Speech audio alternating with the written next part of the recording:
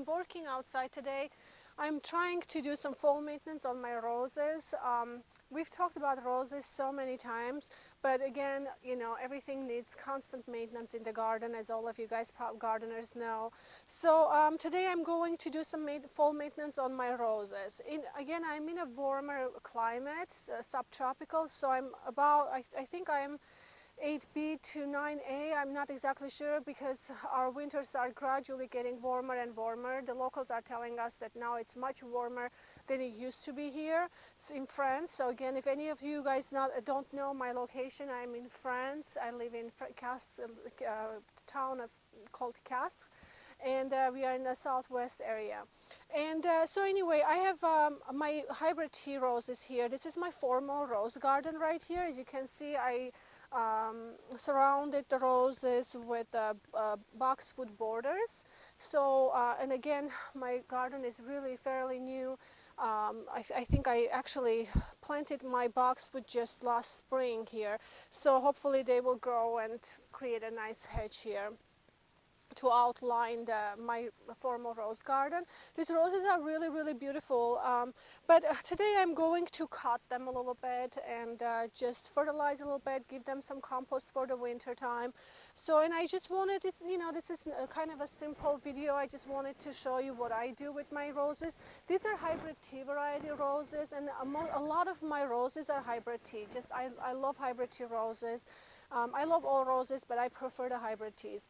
And it depends how you use them in the landscape. You know, some areas it's really beautiful to have shrub roses or floribundas or other types. You know, it depends how you use them in the garden. But for me here, I planted hybrid tea variety. And so what I'm going to do is just basically shorten them a little bit, cut them. In northern areas, like in Colorado, I also grew lots of hybrid teas, but and I did they did really good for me. So for colder climates, I would recommend not cutting them in the fall. Lots of people do cut them, but I wouldn't recommend. And even if they get really, really tall, you can take maybe a third of it off, because then it will be a little easier to work with them in the springtime, because they're not, you know, super tall, and in the northern areas you know, all the branches get really, really dry, so they're harder to work with, because you really have to cut lots of them with lots of thorns. So but what I do in the northern areas is just let them be. Unless they're tall, just take some of them off, just so it makes work easy for you in the springtime. But then just wait, just give them some good compost on the bottom, and then just let them wait until springtime when they wake up, because they really go dormant in the northern areas. And then they wake up in the springtime, and they will let you know exactly where you have to cut them, because what they do is they will dry out, the branches will dry out, and then wherever it greens, the brown will meet the green, and where it meets the green, that's where you cut the brown areas in the springtime. But if you, for the hybrid teas, don't cut them too short in the fall, because they, you know, with the cold climates, they just don't do really well. And as you know, they're grafted right here, so they just get much more protected, you know, when their branches stays all together intact. So also I wanted to let you know about the watering. In the northern area especially, you know, when we have lots of snow, etc., you know, we think, oh, everything is dormant, they don't need any water. But, you know, sometimes we have a really nice sunny days. Sometimes it goes for a while, especially when I used to live in Colorado. We used to have several days with nice, warm, sunny days, and then we'll get hit with lots of snow. But those days, they actually can get dry. So always check your soil. If you see your soil is dry, make sure to give them good soak on their roots, even in the winter time.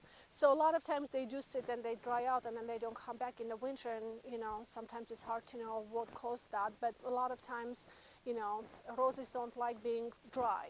And they do like to get watered and then have time to dry out, but they really like water. So anyway, I'm going to trim my roses. So what I do in my area, I go ahead and trim them, and then I will give them some good for the chicken manure here, dry chicken manure. It's organic. And then I'll cover them with some compost on the roots and just let them be.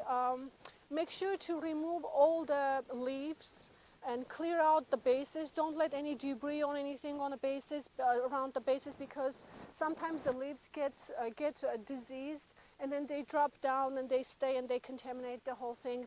In the springtime you have more problems. So what I do in the fall, I try to clear everything out from the base, remove all the old leaves, give them good fertilizer here, and just let them be. I mean, you can see in my area they're already budding. So it's kind of, we're in a warm climate. It's very strange. I mean, in some areas I have hyacinths even growing right now. I don't know what's going on, but they're poking through the ground. It's not time for them yet. So anyway, I'm just going to start pruning my roses. So I will probably go down about like this in my area. Reason why I don't cut too short these roses particularly, because they're new. They've been only here for a year, so they're not that mature yet. So I don't want to really cut them too short. Eventually, I probably will go down a little farther like this, but for right now, I just want to let them be a little bit. Also, just make sure, like any of the branches that grow inwards, you can also cut them. For example, this one I don't like because look how you see all these branches are kind of robbing this one, and it's going to eventually cause problem. Actually, I'm going to remove from here. I'll just cut like this. And then as you can see, this one is completely dry. This one is completely dry, so I'm going to remove them. And anything that's growing inside, just go ahead and remove them, and that way they will be open, because what they really need circulation, air circulation. So you don't want them to be so compact, so grown inwards that there's no air circulation around. So I'm going to trim this guy maybe here.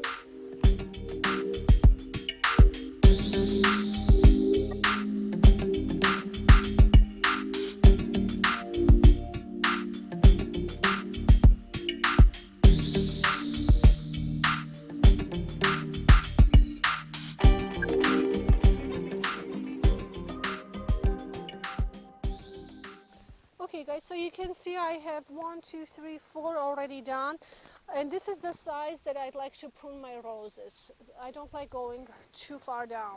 So then what I'm going to do is just fertilize them in the fall. Again, for the northern areas and the cold climates, don't give them fertilizer. Try to give them fertilizer early spring. Fertilize them early spring, and give them water-soluble fertilizer throughout the growing season. The roses really like to be fed. I even actually gave them some tomato feed last winter with the water-soluble. It's all organic. I mixed it with the water, and I gave them about every 14 days a little bit. They really like that. It's a high phosphorus fertilizer, so it helps them to keep reblooming, gives them good energy. And then in the northern areas, stop fertilizing about the end of August, early September. Stop fertilizing them, because they really need to go to sleep and go to dormant, because when you keep fertilizing them, they just want to be active. But in my area, they don't really sleep, I think. I mean, they go in certain dormancy, but I mean, you can see they're all budding right now, so I don't think they're completely I had really good luck in my area to give them good fertilizer in the winter time, and then in the springtime I would just give another one again. But in the northern areas, just give them really good compost, put some good compost on the bottom, and cut them a little bit if they're too tall, and just let them be until springtime.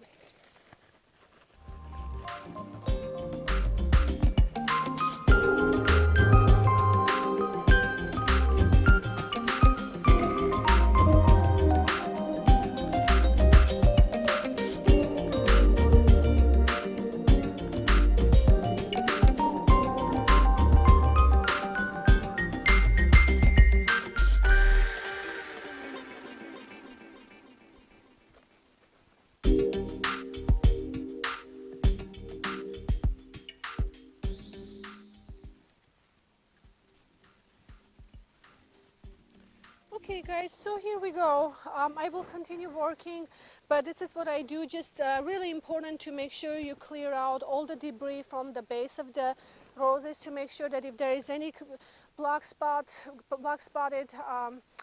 diseased uh, um, leaves that are already falling on the bottom, etc., they're all cleared out, because you don't want to carry that out until next year again. So it is really critical to make sure to keep them really clean so you have a good start in the spring. I hope this was helpful, you guys. I'm trying to make videos as I do my projects, so this is how I do it. There is no wrong way to really maintain it, but anyway, I just wanted to show you what I do in the garden. Hope you enjoyed it. Hope this was helpful to you. But anyway, if you liked it, please don't forget to subscribe. Send me messages. I always look forward to them.